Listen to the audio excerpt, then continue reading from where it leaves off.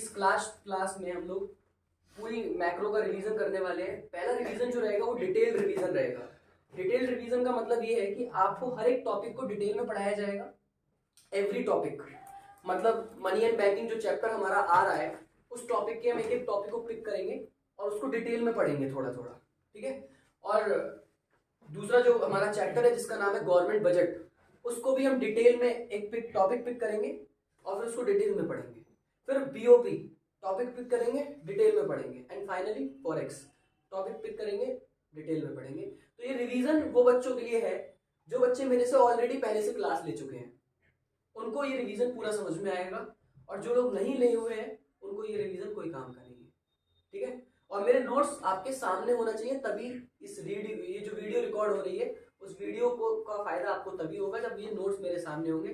करना क्या है आपको, जब ये पूरा रिवीजन आप कंप्लीट कर लें और आप जब आपके पास टाइम हो तो एग्जाम से 4-5 दिन पहले आपको कुछ नहीं करना, आपको ये वीडियो प्ले करनी है और सामने नोट्स खोलने और इस प्रॉपर वीडियो को देखते रहना है, ठीक है। और अगर आपका फ्री टाइम हो तो इस वीडियो को देख लेना, ठीक है।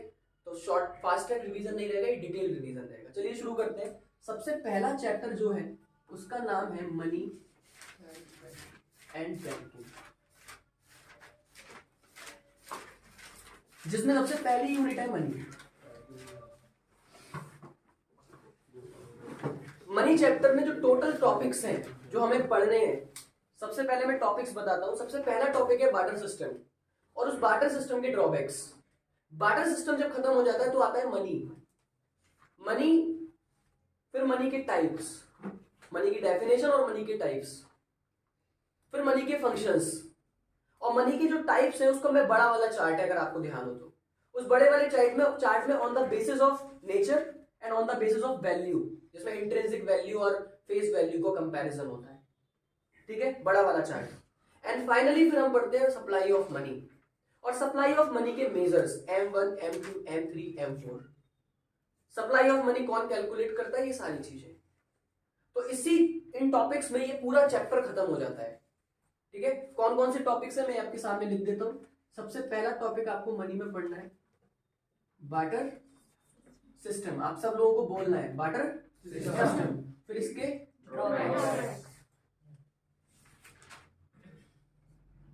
ड्रॉबैक्स यानी कि लिमिटेशंस, ठीक है। फिर आता है money is the solution of all the problems whatever we face at the time of barter system. Money और मनी के फंक्शंस बेसिकली बेटा दो प्रकार के होते हैं, प्राइमरी फंक्शन और सेकेंडरी फंक्शन। आपको चार्ट में देखने हैं, प्राइमरी फंक्शन अलग है और सेकेंडरी अलग है। जो ड्रॉबैक्स हुआ करते थे वही यहाँ पर इसकी क्या बन जाती है, एडवांटेज यानी कि इंपॉर्टेंस, ठीक है। आगे बढ़े। इसके बाद मनी के टाइप्स आते हैं, types of money. Types of money में दो बड़ा चार्ट था, यहां पे लिख देता हूं मैं बिग चार्ट, ठीक है। जो बड़ा चार्ट था जिसमें on the basis of nature, on the basis of value में हम दो चीजों का कंपैरिजन करते थे, इंट्रिंसिक वैल्यू और फेस वैल्यू। क्रेडिट मनी और टोकन मनी। टोकन मनी का दूसरा नाम क्या था, फुल बॉडी मनी, आपको सब याद है। इसके बाद जो नेक्स्ट टॉपिक आता है supply of money. Very good.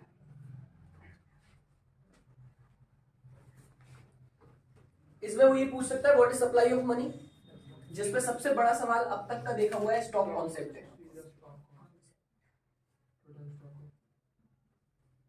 Supply of money में बेसिकली हमने जो देखा who is the supplier of money, ये पूछा जाता है, जिसमें आरबीआई, कमर्शियल बैंक और गवर्नमेंट। अब सप्लाई ऑफ मनी की डेफिनेशन और who is the supplier of money आपको पता है। इसके बाद जो इसी से रिलेटेड टॉपिक आता है वो M1, M2, M3, M4। इस पे हो सकता है आपको एक प्रॉब्लम भी आ जाए। प्रॉब्लम का मतलब है सॉल्व करने के लिए प्रॉब्लम भी आ सकती है, जो मैंने आपको दी थी उसी प्रकार की प्रॉब्लम आएगी। आपको याद होना चाहिए इसके अंदर क्या होता है। M1 मेरी क्यूट दीदी ऑमलेट दो, ऑमलेट के साथ M2 आ जाता है सॉस दो, फिर थोड़ा और दो, M3 और M4 फाइनली थोड़ा और दो। ये पूरी ट्रिक से आपको पूरा M1, M2, M3, M4 clear हो जाएगा इसको बोलते हैं measure to calculate money supply in India. Generally जो यूज होने वाला मेजर है वो M1 है, ठीक है। तो ये हमारे टोटल टॉपिक है। बताइए अगर कोई और टॉपिक पेंडिंग रह गया हो तो आप मुझे बताइए। क्या यही वो टॉपिक्स थे जो मनी चैप्टर में है या कोई और टॉपिक भी है? Legal and tender and non legal tender money, very good. इससे क्वेश्चन आता है legal tender and non legal tender money. Legal tender and non legal tender money, basically ये भी एक बहुत अच्छा टाइप है, आपसे पूछा जा सकता है। बट यहाँ पे हम इसको टाइप्स ऑफ मनी में नेचर में कवर कर लेते हैं। फिड्यूशियरी मनी और फेट मनी में वो सेम ही है, कोई डिफरेंस नहीं है। लेकिन लीगल टेंडर दो प्रकार का होता है, नॉन लीगल और लीगल टेंडर। लीगल टेंडर दो प्रकार का होता है, लिमिटेड और अनलिमिटेड। ये हम डिटेल अभी अब रिवीजन करेंगे तब पढ़ेंगे। इतने टोटल टॉपिक है मनी चैप्टर में। अगर ये टॉपिक मेरे सामने है तो मुझे रिवीजन करने में कितना आसान होगा, होगा या नहीं होगा? देखते हैं होगा या नहीं। मनी चैप्टर में सबसे पहला टॉपिक है बार्टर सिस्टम। बार्टर सिस्टम एक ऐसा सिस्टम होता था जिस सिस्टम में हम गुड्स को गुड्स के साथ एक्सचेंज करते थे। मतलब उस समय पर पैसा तो था नहीं, तो था क्या? सामान, सर्विसेज। तो उन सर्विसेज और गुड्स को गुड्स के साथ एक्सचेंज किया जाता था, उसको हम बोलते हैं बार्टर सिस्टम। बार्टर सिस्टम को एक और कम्युनिटी भी बोला जाता है, C2C इकोनॉमी। ये एक ऐसी इकोनॉमी होती थी जहां पर कमोडिटीज टू कमोडिटीज का एक्सचेंज होता था, that is called barter system. इस सिस्टम में कई सारी प्रॉब्लम्स थी, उनको हम बोलते हैं ड्रॉबैक्स। बेसिकली ये ड्रॉबैक्स वो ड्रॉबैक्स थी जिसमें हम एक्सचेंज करने में हमको प्रॉब्लम होती थी। सबसे पहली प्रॉब्लम क्या थी? Lack of double coincidence of wants. Lack of मतलब कमी, डबल कोइंसिडेंस मतलब कमी ऑफ वांट्स, इच्छाओं का मिलना। इच्छाओं का मिलना बहुत प्रॉब्लमेटिक था। उस समय पर हम इच्छाओं को नहीं मिला पाते थे। मेरे पास वो होना चाहिए जो आपको चाहिए और आपके पास वो होना चाहिए जो मेरे पास है। मतलब ऐसी कोइंसिडेंस होना बहुत पॉसिबल ही नहीं है। फॉर एग्जांपल अगर मैं किसी से टेबल और चेयर का एक्सचेंज कर रहा हूं, मुझे टेबल चाहिए तो आपके पास चेयर का होना जरूरी है या नहीं? सॉरी, टेबल का होना जरूरी है या नहीं? और मेरे पास चेयर का होना, बिकॉज यू नीड चेयर। तो दैट तभी एक्सचेंज हो पाएगा जब आपके पास वो हो जो मुझे चाहिए और मेरे पास वो हो जो आपको चाहिए, तभी एक्सचेंज पॉसिबल है। तो इसको बोलते हैं lack of double coincidence of wants. And इसमें सेकंड टॉपिक आता है lack of common measure of value. उस समय पर चीजों को मेजर करना भी पॉसिबल नहीं था।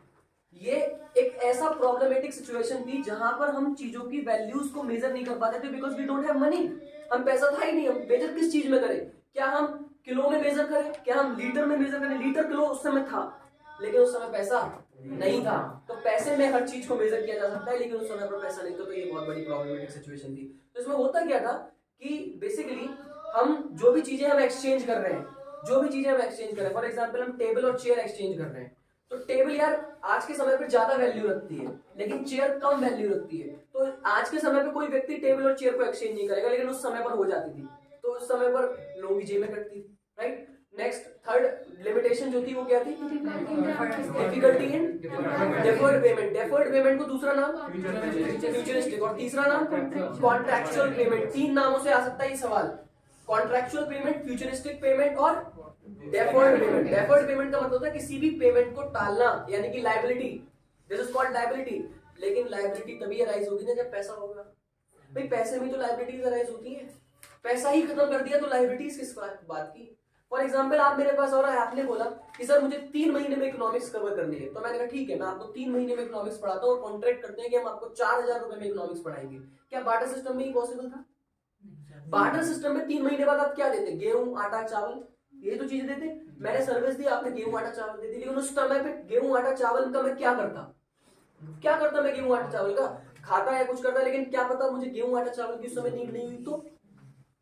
तो डेफर्ड पेमेंट की प्रॉब्लम्स आती थी, हो जाता था। डिफिकल्टी लिखा है, डिफिकल्टी इन डेफर्ड पेमेंट का मतलब है प्रॉब्लम आती थी, डिफिकल्टी होती थी, लेकिन एक्सचेंज पॉसिबल था, लोग कर लेते थे एक्सचेंज। जीना तो है ही, right.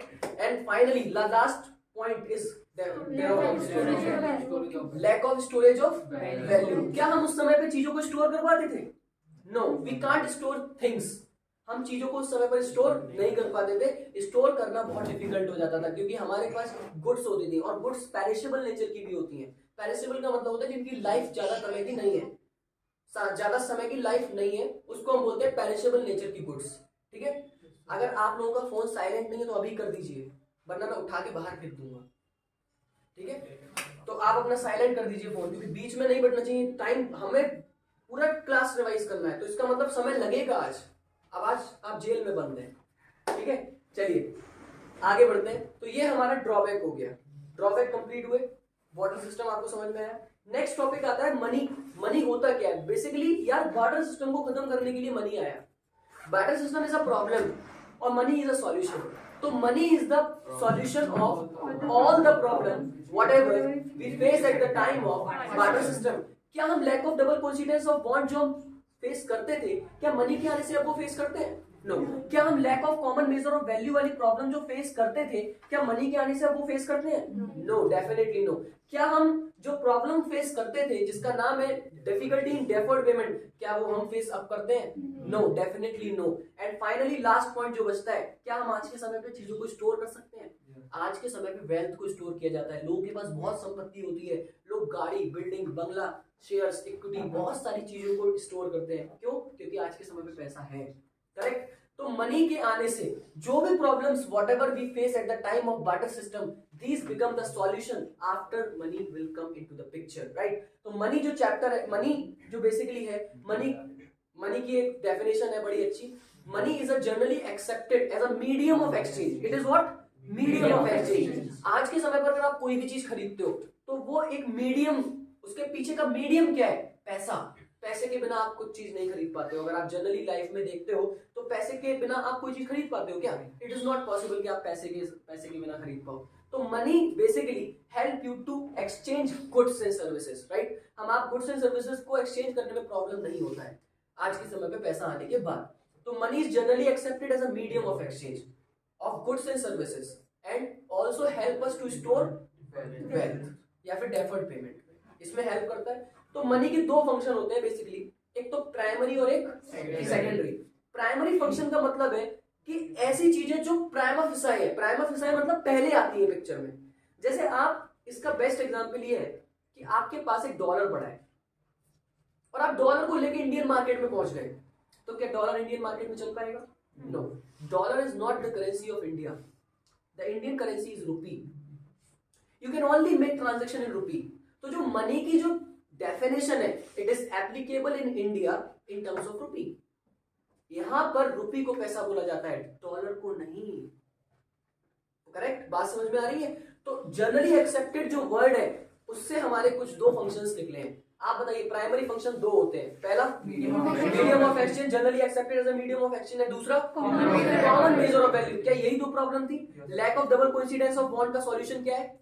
Medium of exchange and lack of common measure of value is the solution, right? आज के समय में हो गया। अब सेकेंडरी बचे हैं, दो सेकेंडरी होते हैं, standard of deferred payment and storage of wealth. Standard of deferred payment, आज के समय पे एक डेफर्ड पेमेंट का भी एक स्टैंडर्ड है।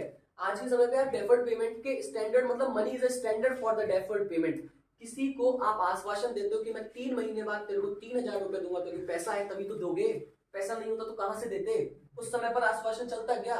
नहीं।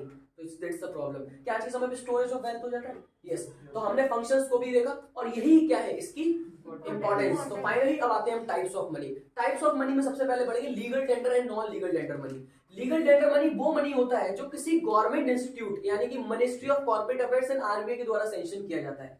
मिनिस्ट्री ऑफ कॉर्पोरेट अफेयर्स क्या छापती है भाई साहब? गलत बोल दिया। कॉइंस और 1 रुपी नोट, 1 रुपी नोट और कॉइंस को छापने वाली जो हमारे पास संस्था है उसका नाम है ministry of finance. Ministry of RBI क्या छापती है? नोट्स। 1 रुपए के कॉइन और 1 रुपए के नोट को छोड़ के जितनी भी करेंसी इंडियन मार्केट में है, वो सारी करेंसी को प्रिंट कौन करता है? RBI. RBI is the monetary authority for printing issue of currencies. ये फंक्शन ऑफ आरबीआई का पहला है, याद है ना आपको? आगे बढ़ते हैं। इसके बाद हमने देखा कि मनी एंड बैंकिंग में टाइप्स में legal tender and non legal tender. Legal tender money वो मनी है जो किसी गवर्नमेंट इंस्टीट्यूट यानी कि किसी मॉनेटरी अथॉरिटी जो छापती है, हमारे यहाँ पर लीगल संस्था, issued by the legal authority. And non legal tender money is not printed by the legal institute, कोई लीगल अथॉरिटी नहीं छाप रही है। अच्छा वैसे this type of money is rotated between the party on the basis of trust. Non-legal tender money, and which type of money is rotated between the party on the basis of government, sorry, on the approval मतलब legal approval, इसको हम क्या बोलते थे? हाँ, parties are legally bound to accept it. And which type of money where the parties are legally bound to accept it? Legal money. Where the parties are not legally bound to accept it? Non-legal money. Where the parties there should be must a mutual understanding between the parties. Non-legal tender, and there is no requirement of mutual understanding. Legal tender money.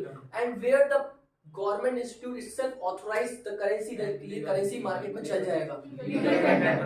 Legal tender money दो प्रकार के होते हैं, limited legal tender और एक unlimited legal tender. Limited legal tender वो money है जिसमें आप लिमिटेड ट्रांजैक्शंस कर सकते हो. देखो एक लाइन बोली थी अभी मैंने, where parties are legally bound to accept it. लेकिन लीगल टेंडर में अगर लीगली बाउंड है तो यार प्रॉब्लमेटिक सिचुएशन है, क्योंकि आप तो क्वाइंस में कितना भी पेमेंट कर दोगे. तो उसके लिए गवर्नमेंट ने लीगल टेंडर को दो चीजों में बाइवर्गेट कर दिया. पहला लिमिटेड लीगल टेंडर और दूसरा unlimited legal tender. Legal tender बने रहिए मेरे साथ, क्योंकि आज के बाद मैक्रो नहीं पढ़ाऊंगा. बात समझ रहे हैं? मैक्रो में अभी क्या लीगल टेंडर और non legal tender. Legal tender के दो पार्ट है, लिमिटेड और अनलिमिटेड. लिमिटेड लीगल टेंडर में क्या आते हैं? क्वाइंस. क्वाइंस में लिमिटेड पेमेंट कर सकते हैं. Up to which limit? Up to what limit? Sorry, up to 1000 is a limit. 1000 एक लीगली लिमिट है. वैसे तो 2000 भी एक्सेप्ट कर लेंगे, हमारा अपना भाईचारा है, तो क्या प्रॉब्लम है?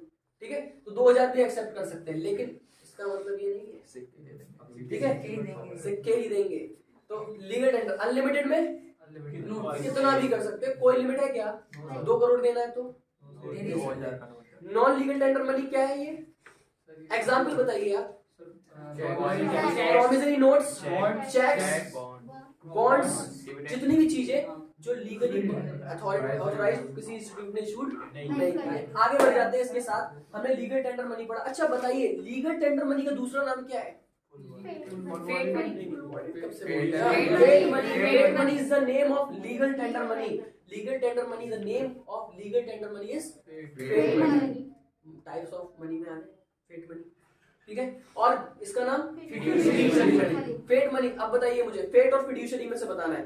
Which type of money is issued by the legal authority in India? Paid money. Which type of money where parties are legally bound to accept it? Paid money. Paid money है. Paid बेटा आप गड़बड़ नहीं कर सकते. You are the good girl. Paid money right. Paid money. और which type of money is issued by the which type of money is rotated between the party on the basis of mutual understanding? On the basis of trust. याद है आपको? अब आपको बताना है on the basis of value, और ये बड़ा इंपॉर्टेंट है. इसके लिए सबसे पहले समझना जरूरी है कि इंट्रिंसिक वैल्यू क्या होती है. There is a concept which is called intrinsic value और कमोडिटी वैल्यू. इंट्रिंसिक वैल्यू और कमोडिटी वैल्यू एक ही होती है. इंट्रिंसिक वैल्यू का मतलब है ये वो वैल्यू है जो नोट को बनाने की लागत होती है. The value which is used to print the value, the cost of the, मतलब जो मटेरियल यूज करते हैं ना नोट को बनाने में, ये उसकी कॉस्ट है. The value of the material which is used to make currencies in India. So it is what? Intrinsic value and commodity value. और commodity value और intrinsic value basically यही होती है. और एक आती है face value. Face value का मतलब ये इसकी purchasing power कितनी है. For example, कि मैं एक 100 रुपए का नोट प्रिंट कर रहा हूं. अब इस 100 रुपए के नोट को बनाने में कुछ लगेगा नहीं क्या? तो जो मटेरियल यूज हुआ है इसको बनाने में, उसका जो खर्चा है उसको बोलते हैं इंट्रिंसिक वैल्यू. और जो इसमें चलेगा ये, उसको क्या बोला जाता है? Face value. अब मुझे आप बताएंगे, intrinsic value is less than face value. कौन सा है ये? टोकन मनी या क्रेडिट मनी? क्रेडिट मनी, क्योंकि क्रेडिट मनी में इंट्रिंसिक वैल्यू कम होती है और फेस वैल्यू ज्यादा होती है. जैसे कि 100 रुपए का नोट, 500 रुपए का नोट. भाई 500 रुपए के नोट को बनाने में क्या 500 रुपए की लागत आएगी क्या? बिल्कुल नहीं आएगी. तो इसका मतलब intrinsic value there should be less than the face value. तो face value is greater than intrinsic value. कैसे भी पूछ सकता है, तो आपको क्रेडिट मनी लगाना है. राइट. क्रेडिट मनी का कोई दूसरा नाम होता है क्या? No, there is no other name of credit money. But इधर दूसरी साइड आते हैं, एक होता है टोकन मनी, इसका दूसरा नाम होता है. इसमें क्या होता है? Intrinsic value is equal to face value. लेकिन कभी कभी ज्यादा भी होती है. इंट्रिंसिक वैल्यू पुराने जमाने में ज्यादा होती थी. जैसे उस समय पे असरफियां चलती थी. अगर आज के समय की अगर असरफियों को उनको उठा लिया जाए, सोने की असरफियां, तो इंट्रिंसिक वैल्यू, भाई सोने की असरफी को बनाने में ज्यादा पैसा खर्च होगा ना. आज के समय पे सोने की लागत, हमें को पता है सोना क्या वैल्यू है, लेकिन उस समय पे पता था क्या? उस समय पे सोने की इतना नहीं। तो राइट, ये टाइप्स ऑफ मनी हो गया, वैल्यू, नेचर। अब एक finally the last topic of money, the supply of money. Who is the supplier of money? Please don't disturb the class. Supply of, who is the supplier of money in India? कौन India में पैसे को supply करता है? तो RBI है, ministry of finance है। तीसरा कॉमर्शियल बैंक। अच्छा, ये कॉमर्शियल बैंक कैसे करती है क्रेडिट? Credit creation. अगर इकोनॉमिक्स में शब्द आता है क्रेडिट, क्रेडिट का मतलब क्या है? Money supply. क्रेडिट का मतलब है मनी सप्लाई, कि how much credit there is in the economy. इसका मतलब सप्लाई ऑफ मनी की बात हो रही है। Who is the credit creator in India? Credit creator in India who is the credit supplier in India? Sorry, credit controller.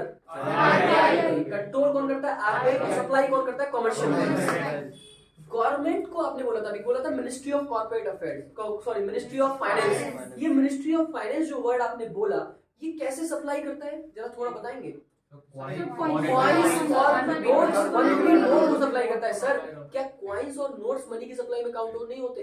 होते हैं। अगर मेरे पास 10 रुपए का सिक्का पड़ा है, तो क्या वो मनी सप्लाई का पार्ट नहीं बनेगा? बनेगा। कहाँ बनेगा? M1 में बनेगा, currency hand with public.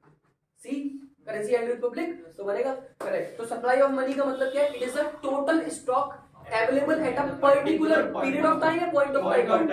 Sir, अगर पीरियड हो गया तो ये फ्लो कॉन्सेप्ट हो जाएगा, and I know this is a stock concept, that is why it is called particular point of time, not a period of time, right? Period में flow concept आ जाता है, एंड पीरियड में अभी बात समझ में आई आपको? It is what? Particular point of time, stock concept available in the economy, in a circulation in the economy. अब आगे आते हैं M1, M2, M3, M4। इसकी एक ट्रिक हुआ करती थी, आप सब लोगों को मेरे साथ बोलनी है, और जब आप इसको रिवीजन को देखेंगे तो आपको भी बोलनी है, आप देख रहे हैं तो, ठीक है? M1, M2, M3, M4। M for मेरी क्यूट दीदी ऑमलेट दो, मेरी क्यूट दीदी ऑमलेट दो, मेरी क्यूट दीदी ऑमलेट दो। उसके साथ उसके साथ नहीं, थोड़ा और, उसके साथ थोड़ा और दो। बात समझ रहे हैं आप? यहाँ पर नहीं थोड़ा और दो, यहाँ पे तो थोड़ा दो। नहीं बोलते ना प्यार में, दीदी नहीं थोड़ा और दो, थोड़ा दो। सही है? M1 is equal to C। क्यूट का मतलब है C for DD for commercial banks, and OD मतलब ऑमलेट दो for RBI, other deposit with RBI। OD का मतलब है ऑमलेट दो, और यहाँ पर क्या है? Other deposit with RBI। M1 clear हो गया? M1 is equal to C plus DD plus OD। M1 तो आना ही है, M2 में M1 तो आना ही है, प्लस SD भी आना है, S for saving deposit with post office, और यहाँ वहां पर क्या था? सॉस दो। M3 M1 प्लस M1 है, M2 नहीं है, M1 plus NDD, net time deposit with home? Commercial bank. And finally M3 plus DD कहां पर है? Total deposit with post office. क्या आपने सारे मनी सप्लायर्स को पढ़ लिया? क्या आपको सारे याद है? क्या आपको कॉन्फिडेंस है? यस। अब आप देखिए, आगे बढ़िए। ये सारे M1, M2, M3, M4 हमने पढ़े, और हमने एक कॉन्सेप्ट पढ़ा था नैरो मनी और ब्रॉड मनी। आप मुझे बताएंगे, if I am comparing M3 and M4, which one is the broad concept? M4 basically is a broad concept. इसके लिए एक सीक्वेंस चलता है कि M2 is greater than M1, M3 is greater than M2, and M4 is greater than M3. This is the concept basically. कौन सा इसमें से बड़ा है उस सीक्वेंस में आपको लगाना है। तो ये ब्रॉड है इससे, ये ब्रॉड है इससे, और ये ब्रॉड है इससे, और which one is narrow? और M1 में भी नैरो क्या होता है? C plus DD, only C plus DD। OD को काउंट नहीं करेंगे, currency hand with public with demand deposit with RBI। और इसके बाद हमने कुछ टॉपिक और भी बचे थे पेंडिंग। हाई पावर्ड मनी, आप जानते हैं हाई पावर्ड मनी में क्या क्या चीजें आती हैं? वॉल्ट कैश, और एक बार इंपॉर्टेंट नोट्स खोलिए, इंपॉर्टेंट नोट्स। सबसे पहले आइडियल कैश, सीक्वेंस में पढ़ेंगे। इंपॉर्टेंट नोट्स खोलिए। सबसे पहले आइडियल कैश। आइडियल कैश वो पैसा होता है जो बेसिकली पब्लिक के पास पड़ा होता है अपनी डे टू डे रिक्वायरमेंट को मीट करने के लिए। सबसे पहली बात, भाई मेरे पास आइडियल कैश पड़ा है, क्यों रखूंगा मैं अपने पास? फ्यूचर में कोई नीड्स है आगे तो कहाँ आपके पास जाऊंगा क्या? नहीं, अपनी जेब के पास करना पड़ेगा। तो to meet daily requirement, daily transaction plus future needs को पूरा करने के लिए, भाई फ्यूचर में कोई जरूरत पड़ गई तो वो पैसा काम आएगा, अपनी जेब में पड़ा है तो। या फिर कोई छोटा मोटा इन्वेस्टमेंट हम करते रहते हैं शेयर मार्केट में, अगर हम पैसा लगाते हैं तो वो शेयर में इक्विटीज में पैसा लगाने के लिए। तो तीन बातें याद रखनी है आइडियल कैश के लिए, पहला टू मेक डेली ट्रांजेक्शन, दूसरा फ्यूचर नीड्स एंड तीसरा इन्वेस्टमेंट। दूसरा 1 रुपी नोट कौन छापता है ये आपको पता ही है, 1 रुपी नोट और कॉइन्स कौन छापता है। तीसरा M4 is a broad concept, M4 सबसे बड़ा कॉन्सेप्ट है। Aggregate monetary resource when aggregate, इसमें क्या लिखा है, जब कभी भी मनी सप्लाई को M3 से कैलकुलेट किया जाएगा, ध्यान रखिएगा, जब कभी भी मनी सप्लाई को M3 से कैलकुलेट किया जाएगा तो उसको एग्रीगेट मॉनेटरी रिसोर्स का नाम दिया जाएगा, ठीक है। Finally M1 and M2 is a narrow concept और M3 and M4 is a broad concept. Notes in minimum reserve system आपको पता है क्या होता है, 200 करोड़ का होता है, जिसमें 115 करोड़ का क्या होता है, गोल्ड, और बाकी की चीजों का फॉरेन, 75 का फॉरेन नोट्स होता है रिजर्व। बैंक मनी का मतलब है डिमांड डिपॉजिट। नोट्स नहीं खोलेंगे इंपॉर्टेंट आपको पता नहीं लगेगा मैं कहां से पढ़ा रहा हूँ, इंपॉर्टेंट नोट्स लिखवाए थे उसमें है broad money is equal to demand deposit, sorry bank money is equal to demand deposit. और हाई पावर्ड मनी, एक हाई पावर्ड मनी होता है जिसमें सबसे पहले करेंसी हेल्ड विद पब्लिक, जो भी पब्लिक के पास पैसा पड़ा है वो उठा लो। जो भी वर्ल्ड कैश पड़ा है मतलब कि लिक्विड कैश किसके पास, कमर्शियल बैंक के पास, वो उठा लो। और जो रिजर्व आरबीआई के पास पड़ा है मतलब कि सीआरआर, वो उठा लो।